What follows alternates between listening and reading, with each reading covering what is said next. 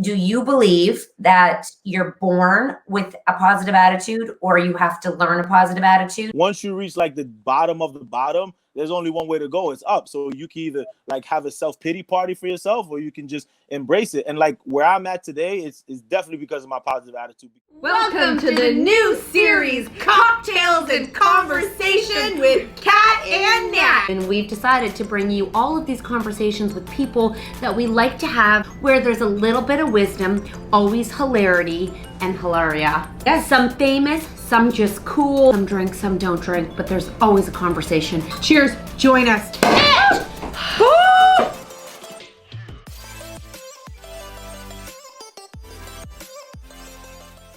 Romeo, Guys, Yes. this is a podcast that we've been looking forward to doing for a long time, and we finally found the time during COVID where we could sit down with Romeo and do a podcast and ask the kind of things that we always want to know, because backstage and touring with Romeo, we've really gotten to know him, and a lot of his the way that he looks at the world is unique and different, and we appreciate it a lot. And it's the underline is positivity in a life, in a world that has not always been positive to him. all right, so if you are just joining us for the first time in Cat and Nat history, and you stumble upon this podcast, Romeo came into our lives 3 years ago. Romeo, Were you Yes, 3. Yes, I was. So that was our very second show, because our first show we were in San Antonio, Texas, but when we finally found you guys, was Boston. And how did you keep coming? Did you come to every single show except when we broke up? And Vegas, the only one you didn't come to? Yes, Vegas is the only one I didn't go to. So How yes. did you get put on our show? And did you know what you were coming into? Real quick, my response is: do you want them short and sweet, or you want me to just flow? Flow bit. Okay, so basically, I was working for a company, as you guys know, and I was on the verge of doing my own thing. And so the boss from the company, I guess he didn't want me to compete against him. So he told me, listen, if you work with me, I'm going to make you a manager. So he fed me this dream. He said, I have this new tour coming up and I want you to be the manager. So I was like, all right, cool. So I thought, I thought it was going to be. Yeah, that's what he said. I got this new opportunity, this new tour coming up. And I'm thinking, oh, it's going to be like a traveling tour. It's going to be amazing. He's like, we're going to get a tour bus and everything. I was like, oh, wow. Oh. So I go, and he's like, I need you and a few other guys. You remember the first show, we had 6 guys. Yeah. Right? So it was a lot of guys. So that's how it started. And so that was the first show. We had to drive up to Boston, and it was a great experience. I remember you guys had like 1,000 people in the crowd. I was like, holy fuck. 2,000, exactly. So I was like, wow, this is amazing. You guys probably paid him a lot, but he didn't pay us a lot. So I was like, yeah, it's okay, And then as we kept going, I was like, all right, this is great. And so from there, since I was the so-called manager and like the seniority guy and one of the best looking guys, he kind of kept me going on the tour. So did you meet us? Do you remember meeting us backstage that first night? I remember it's like the same time all the time. It was just so much energy. Oh my God, how are you guys? Oh my God, yeah. Like, did anyone know what they were? From because our last podcast, we kind of dove into behind the scenes of you and your perspective, and 10 and all of these conversations that were happening backstage that no one knew about, and the time that that company was like what we were going through, and I would have to go back on stage and be like, here we go, like the politics. Yeah. But when you met us for the first time, were you like, what the fuck is this? Or did he tell you anything? Did you understand what we did what did you guys think we were? I didn't know, to be honest, to be French, I didn't know shit. I was just like, okay, we're going. They were like, all right, they don't want you to do anything too raunchy. So I was like, oh, we're going to get paid for not doing anything raunchy, just go on stage. But remember, I didn't know there was going to be so many people in the crowd. We usually dance for like 300, 400 girls. And when I saw all those people, it was like, oh, shit. It was so many people. And then it's like it's like a one night stand. It's just like, hey, stage, gotta go now. So it's like everything has to be precise. So I didn't expect anything. It was fun, and then it just kept coming. They were like, all right, those girls, they want you for this tour and this tour. And I was like, oh shit, this is amazing. So did you how did you get into dancing and stripping? And I feel like, there's a dark side of stripping where a lot of people are exploited and they are, a lot of like, there is some side that are sex trafficked. And then there's a side where like, was it a choice? Like, what would you say there's such a negative connotation around it, but I feel like all of you who came into our lives were positive and it was a choice. Is that naive or is that true? That is true. I mean, it's just like anything in life. There's a bad stigma around dancing, depending on what you see or what you experience. And I love speaking on this. That's why I'm glad you guys talked to me, because I like to give strippers this good connotation, because you guys know you can ask anybody, like, Romeo's the nicest guy. He's the most funniest guy you've ever met, right? Yeah, you're not into drugs, and you're not like you don't even drink very much. Yeah, you're a family guy.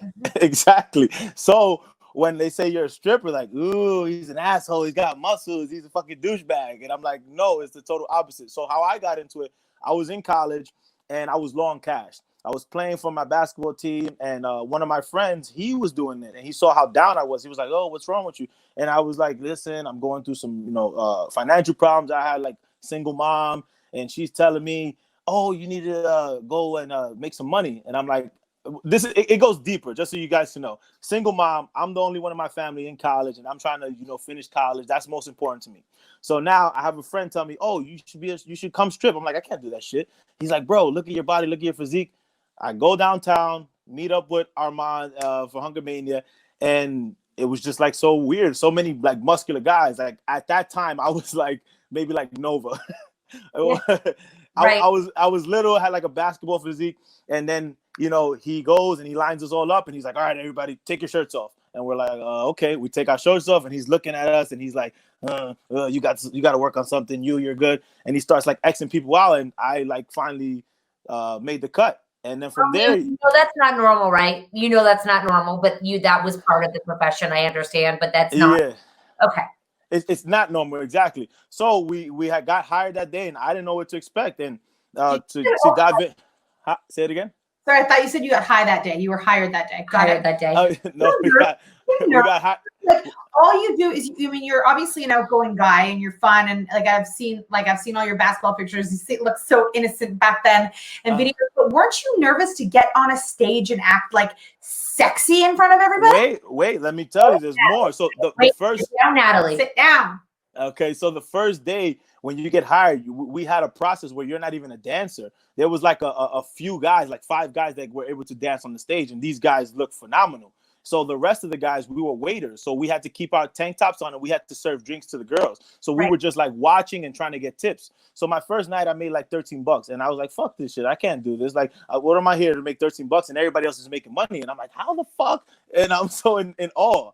And then the next day, my friend was like, don't worry about it. It's going to get better. The next day I made $100. I said, okay, this is for me. And every weekend I kept doing it, and in hopes like, oh, I'm just going to do this until college is over. I'm just going to do this until I get a better job. And then it just like, it started taking off, and I just like started practicing, getting better. And that's what happened. Do you have to show your penis every time, or is that a choice? I don't show my penis. That's the thing that people don't understand about me. No, I didn't. No. So, all right, male stripper, we have like this, it's like you show the shaft, like the looking of it, like the bulge, but you never really just show your bare penis. You wrap it up like in a bandana. Yes, that's what I do. Either you have like some people have like a banana hammock, some people have like a G-string. Most of the white guys don't even wear anything. They just go like if they're on the beach. But in some of the like crowds that we dance for, some girls want to see a penis that looks erect or like big. So you have to wrap it up, but you never really just show it. It's just like the tease of it, like, oh my God, wow. And some girls will touch it in the bandana, but it will never be a bare penis. Okay, what about girl strippers? Would you say same, or they have a totally different culture? It depends on the club. So some clubs are fully nude, right? And the girls don't wear anything. And certain clubs, the girls have to just be topless, like they have to have underwear on, and you can't touch them in certain areas and things of that nature. So Romeo, a couple questions just from this information that you've given me so far. What were you in college for? I went to college for exercise science. I didn't really know what I wanted to do. It was like liberal arts, and then I got into working out. I said, I like working out. Let's try to, make this a career. And Did you graduate? Yes, I did. I have a bachelor's in exercise science, so that's what I did. And if you stop dancing, I know right now, like you can't do it, but do you miss it? Do you miss being on stage and entertaining like that? Yeah, fuck yeah. I do miss it because it's like the negative connotation people put on it. They have a dark side of it. But like, look, with you girls, I was able to travel the whole country, Europe, Canada, off of the talent that I did that some people call like, oh, that's so negative. It's like, well, why am I traveling or why did I get to go on TV? There's obviously something special of it, you know? Yeah, that's true. I have a question for you. I was talking to my husband about you, and like a lot of people are like you must have really like understanding husbands. I'm like, in my opinion, there are friends who are like people. They're not predators who are out trying to sleep with women because they dance for a living. Yeah. And I was saying to him, do you believe that you're born with a positive attitude or you have to learn a positive attitude? Because you've often alluded to not having the best growing up experience, but you still have a major positive attitude. And I think every mom is like, how do you have that? How is your work ethic so strong? Like, what is that? Well, I don't want to go too deep, but to be honest, where I grew up from, there was like two choices for me. Either I was going to be in prison or on drugs or dead. So three choices, right? Because I have a single mother that I grew up with. I never met my father, and my mother was on drugs. So now I have that position. I'm in multiple homes and group homes and foster homes. It's like once you reach like the bottom of the bottom, there's only one way to go. It's up. So you can either like have a self-pity party for yourself or you can just embrace it. And like where I'm at today, it's definitely because of my positive attitude, because there are like, if we talk about it, there are guys that have better bodies than me. They look better. They probably have bigger penises. They have more opportunities. But because of my attitude and my charisma, it leads me in places that people like, I want this guy around me. There's something that always that way. Like if you were like, or were you like you must have had bumps. Like everyone's got bumps and bruises, but there's usually someone in your life who you on the street, like who keeps you guided. I mean, I do have like a strong family, but like it's been like even before my family, you have like a lot of people in your life that have given me positive reinforcement. Like when I was in a group home, I had like good staff that was there. When I was living with certain family members, I had like always like a positive person that was there. Like I had positive teachers. So I always went in that direction. I didn't go in the other direction. I always had it in my brain, like I want to do better. I don't want to be in the same position that my family was in, because, you know, the dark side of what I grew up in, because I'm so positive, a lot of my family have been in prison and they've been in jail. So I was always like, I never want to go down that route. I want to go the opposite route. And that's just how I did it, you know?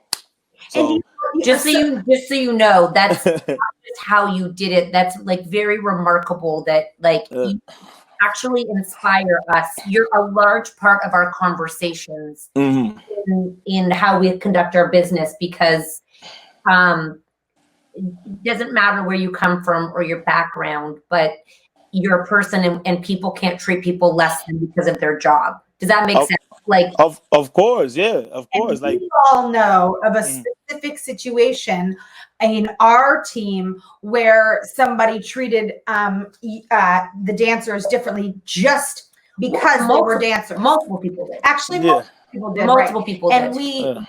And we hated that. But I'm sure that's a small team, and those are otherwise good people. How often that must happen? How often you must be judged for that? Like when you're dating girls. Like, yeah. How do they handle the fact that like you're a dancer? Well, first things first, about the treating people, I was always like raised, always treat people with respect. Doesn't matter how much money you have or how much you don't have. It's like at the end of the day, that person has the same bones as you, the same genetic structure that you have. Just because they probably had a different position doesn't mean that you treat them any differently. You always treat people with respect. Who taught you that? Just life. I was just brought up that way to always treat people with respect. And so now to go with the women is very tough, with women. But, because you can agree. Sometimes women are cuckoo, Yes, Romeo, we know. We yes, we've been in your life a long time. Okay, so a long time. To be honest, women are cuckoo, and I've been lucky. So there's another thing. My family is predominantly women. I'm the only boy in my family. So I grew up with a lot of women. You know, a lot of people probably thought I was gonna be gay, but I didn't. I turned out that I learned a lot from them. And you know, growing up, you know, I always listened to what they were saying, like always be honest, always be truthful to these girls. And I use that even in my career. Like I never lied to the women, so it helps in some ways. Think about our relationship with, like, what do they think about us and you? They must, family? Yeah. Like, what do the people in your life think about us? Well, if it's like a jealous girl and they don't understand, they're gonna be like, "Oh, you're having sex with those women. You know, there's no reason why those ladies are having you this and that." But it's all good. But the people that like know, they don't really care. Like, there's a lot of people like in my family that are like, "Oh my God, I love those girls. They're so amazing." You know, girls that are like moms and stuff like that, or my family member, like they go crazy. Oh my God, they tell me I saw Cat on TV. I'm like, yeah, okay. You're like, those are my real friends. I don't just friends. Are we friends? Huh? I talk to you more than I talk to my friends. Are we friends? We date every freaking we're BFFs forever. I just one more thing I was thinking about is you know, I like how you say I was raised to look at everyone the same, but then when you say who was, you're like, I don't know, it's just raised that way. But did you play basketball all the way through? So this is what happened. I was a fat kid growing up. So now you guys get like an insight of like why I work out so much. So I was a fat kid growing up. I was like playing video games, you know. And then I believe it was like in the 8th grade, I started getting into, you know, playing sports, and that was like an outlet for me. So the good thing about like sports and working out, there've been outlets for me to keep me focused. So that's what it was. So I started playing sports in high school, and it led to college, and it kept me off the streets of doing anything that was going to be negative. And then when you're playing in those structures, like you have good coaches and stuff that are constantly trying to reinforce stuff into you, you know, of a positivity. So it helped. Like a lot of the stuff that you learn from these sports, believe it or not, it helps you in real life, like perseverance, not giving up, not quitting. And so I just took that same like attitude and what I've been through and just put it into my career of dancing. And that's why I've had so much success over other people that have like more talent or a better look, because they have, right? Like you're a really hard worker. Like your work ethic is like pretty amazing. Yeah, people don't understand. Like they think like, oh my God, he's such a good dancer. Like you don't see me dancing in the mirror for hours. You don't see me practicing. You don't see me getting a costume. You don't see me busting my ass on my diet and my body. So when I go there, that's what you see, but you don't know what goes on behind it. So yeah. Romeo, I have 2 things for you. One, I know you and Ryan want to start something. You should start a podcast. And you should chronic your adventures in the dating world, and also your outlook on life, because I think a lot of people, women, I think, would listen to kind of like your house looks like so much fun. It's just a fun. People just want to be the house mother there, but the house mother, they want to sleep with all of you as the house mother. You guys make sure you're fed, cook for you. But who owns that house? Okay, so my mother and father figure, my aunt and my uncle. So they raised me since I was young. So they're like my mother and my father. They own the house. They don't live here. They live in another house. So this is their rental property. And so I live in a part of the house. Ryan lives in another part. Other people live in other parts of the house. So it's like sort of like a frat house, and it gets crazy sometimes. And you all pay rent to aunt and uncle. Of course, yeah. We all pay rent, but how many kitchens are there? 1? 3. Oh, I want to live there for like a weekend. Romeo, I have another question for you. You know, I love all the questions, please. All the questions. Being on the team, the tour team, what was it like? I tried to explain backstage the best I could, but what was it like for you and backstage, and was it fun? Oh yeah, it's you can't express it in words. That's how fun it is. It's like it's so much emotions and alcohol and just I'm trying to explain it. It's like a clusterfuck, but a good way. It's just like music and get out there. Okay, let's go. Okay, relax. We're gonna stay. Okay, go. Okay, now relax. Okay, gotta go. See you guys. And it all happens. Huh? Are you mic'd? And I'm like, oh God, I guess I just remember like we'll be backstage at some shows and we might have like too much to drink and everybody's getting nervous. Oh, I don't know the routines. And then we're all talking to you backstage, and then we don't know, and then it's like, all right, guys, go, and we're like, oh shit, you know.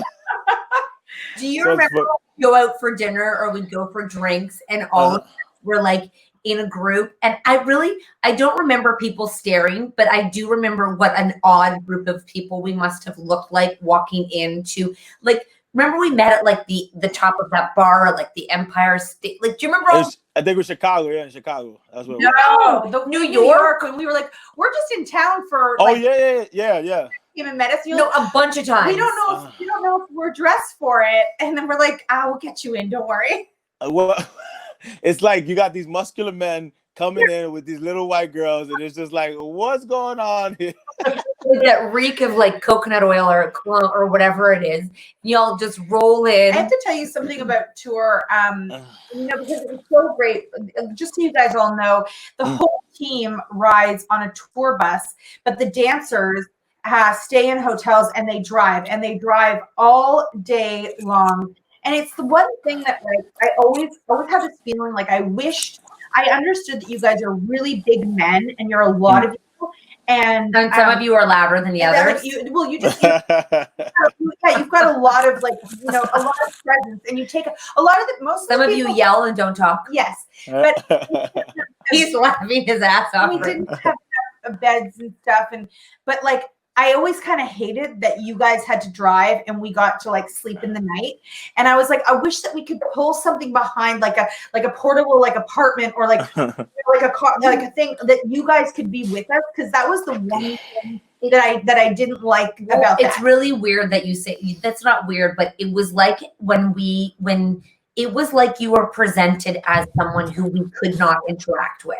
Like, you have to go here and you have to go there. You guys can't be like, this is not, and and we're like, what? It was so confusing to us that they kept trying to keep us apart in a way that would, and keep us apart in a way like it's like there was a team and then there were dancers, and I don't know how we began to become. Well, I also remember they used to say, we'll put the dancers in a dressing room on another floor, or we'll put them at the end of the hall, and then they realized always put them beside us. We want you want the dancers right beside you, so the dancers beside you and like the DJs somewhere else. And we were like, no, we want to be near them. We share the same kind of fun energy, and we like pump each other up the stage. That is true. I'm going to answer the question. So the first one is about the image. Like some of the towns I say is like country bumpkin, like really white towns. And so even me, I can probably pull it off if I like shave and got my little like floppy haircut. It's like, oh, he's probably, he's integral, But then we got like Nova. He's got like a hat on with glasses and a stethoscope and a hoodie. And then he's like, okay, who's this kid? And then Nova always wore a stethoscope because he was with sunglasses everywhere he went. Okay. Wait. And then this is what makes it worse. So now we got 10. And 10, you guys know 10 is loud, but he's got like the biggest heart in the world, right? But if you don't know him, you're gonna think he's like a fucking like a robber or something. He's walking around with a do-rag, shades, a tank top, 240 pounds of muscles. He's got like a bulge walking in Walmart, and it's like these three just like. Yeah, so it's like this crowd of three people walking, and people are just looking at us like, what the fuck is this? And in every town, that's what we got. But I was just like, fuck it. It's I'd rather people look at us than not look at us. And then the second one is on the road. I wouldn't change that for the world, no matter what we went through. Like, the driving situation is an experience that you can't take back. Driving on the road, seeing these different towns, this is stuff that I was in history class. Like, wow, what's this town? I wish I can go there. And I'm like, oh shit, I'm in Wisconsin. Okay, I'm in Nebraska. I'm in Florida. And you guys, I love you guys because you helped us out so much, because in the beginning there was like a little financial situation with the third party. So that's the reason why we were like 4 big guys in a little Honda Civic. But then afterwards, once it got comfortable, it was good. So real quick, as I said, the tour, like us on the road, it actually helped us because we bonded with each other so much. Because when you're on the road, like you're in a car, but so many songs you can listen to, then you start talking and get to know people. It was good. And now, tell them what you guys did. I want to hear the now, but what you guys used to pull over at the side, take off your shirts with the city's sign. yeah. So remember, like we're kids from. I'm a kid from the ghetto. I grew up in New York. Like I rarely traveled, and dancing got me to travel to places I never could imagine. So I'm like a tourist. Whenever I got somewhere, and I was like, all right, we got to take this sign. We got to show where we're at. I love it. They took off their shirts, flexed their muscles with the sign of the city in the back because it's exciting to travel. My son said to me, he's like, you are so lucky that because of your job, you get to travel all over. And I'm like, you're absolutely right. Like, I mean, I didn't go on a plane until I was like, maybe in my teens. And I know a lot of people will never go on a plane. So yeah. I have people in my family and people in my neighborhood that they've never left like the Bronx. And so for people to do that, it's amazing. And to answer Kat's question, me, because of who I am, I'm a very nice person. I'm a very loyal person. So wherever I'm at, like I can't just leave somebody. A lot of people, like they'll just be like, oh, fuck the situation. I'm going to go and do what makes me happy. I mean, I was trying to look out for you very hard. I know. So as I said, I had to cross my T's and dot my I's and make sure everything was true. And then once I found out what the situation was, I was heartbroken because I'm emotional, no matter how big I am. And I had to make the best decision that was best for us. And it wound up being the best decision overall. Remember we got in a big fight, you and me, and then I walked in and I looked at you and I'm like, snitch is gonna get stitches. I remember. I remember, And I was so mad at you, and then you start laughing, and then I start laughing because I couldn't stay mad at you. And I was like, we were friends, Romeo. We were friends, you and me. And it was such drama backstage, and then we made up, and we played, yeah. But it's like what you say. So this goes back even deeper to like you guys are saying, have you always been like that? You can ask anybody, ask all of my friends, my family, everybody. I don't know what it is. I don't know what gift I have, but it's rare that anybody is ever mad at me because I'm not a mean person. I just want to be happy. I want to have fun. I want to have a good time. I'm always positive. And so usually if somebody has a situation with me, they're like, what did you do? I know Anthony, Romeo would never do that. Like, no, what happened? What did you do? You had to have done something. And it was nothing against it, but like, it's just how I am. Everybody knows that. Like, no, he's just a cool dude, So... So I'm thinking, I'm looking at your body and I'm like, oh my gosh, like COVID has been very good to you. Working out so hard. I feel like you're like twice the size. All these people that we see you working, I feel like they're really making progress. They're before and afters. Their bodies are changing. I want to do weights with you. But hold on, are they paying you to train them? Of course. This is a business. So what happened? It depends. I have like a list. I can't tell you right now, but I've been doing it with everybody, because during this whole like quarantine pandemic, everybody's been doing like the virtual training. So, I've been training, as you see, like I had like some moms, I've been training them, training like family members, training people who can't. And the people that come here, they are in close proximity and they want me to kick their ass. And Can I ask a question? It looks like it's going really well. Is 20 minutes of weights enough to see a difference, or does it have to be 30? For someone like us?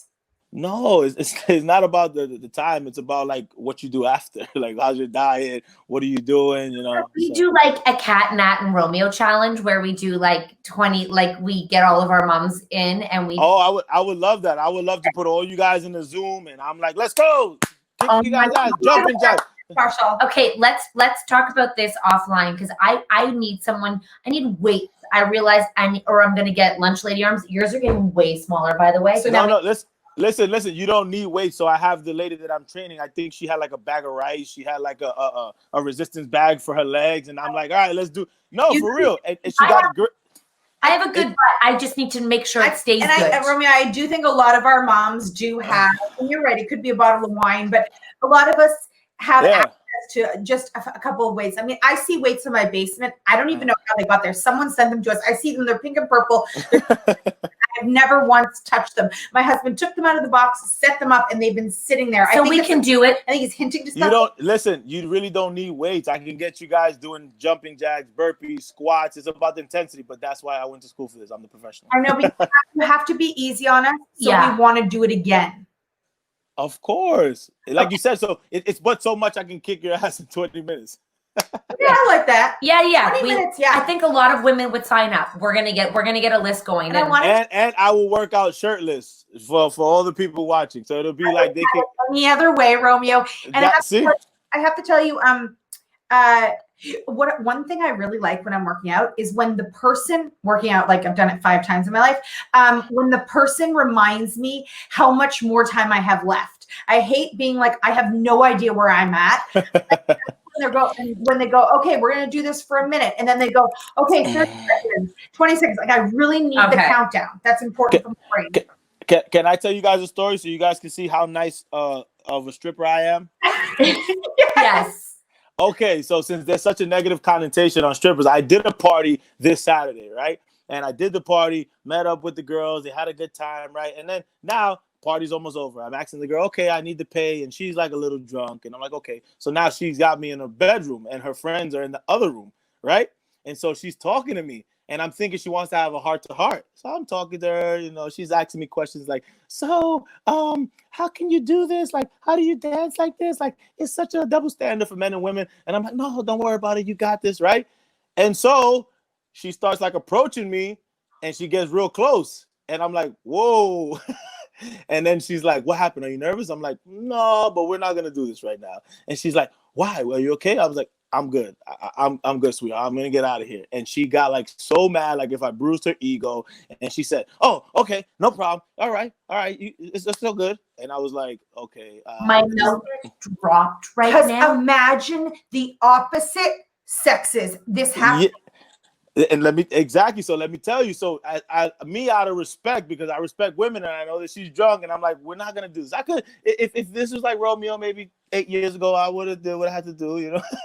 But I was like, no, we're not going to do this. And so I walked out, talked to her friends, and I left.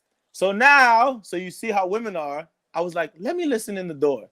So now I listened and I overheard the conversation in the door. And she's like, yeah, he didn't want to. I said, either you're going to give it to me or you're not going to give it to me, but let's not play any games. And so now I'm getting furious. I'm like, oh, I'm like, she's messing with like my brand, like making me look like a scumbag. So, and then I knock on the door and it gets quiet. And she's like, oh my God. And so the girl opens the door and like, yes. And I'm like, listen, sweetheart, don't lie to your friends. All right. Tell them the truth. And they're like, oh my God. Did you get paid? Oh, yeah, of course I got paid. But it was more of an ego thing. I'm like, and you know, I even had to send the girl a text and I don't need to do anything. But I told her, listen, sweetheart, I understand what you wanted, but you're a queen and we have to respect you at the end of the day. Even if you don't respect yourself, I'm going to respect you. A podcast, all of these stories. Yeah. You know, it's just like you wanted me to disrespect you so you can put a negative connotation. I'm like, oh yeah, he's a stripper. I'm like, no, that just makes me every other guy. And I'm like, no, we're not going to do that. Come on. Romeo, wow. Before we go, because we have to get ready for our late night live, which Romeo. Whoop.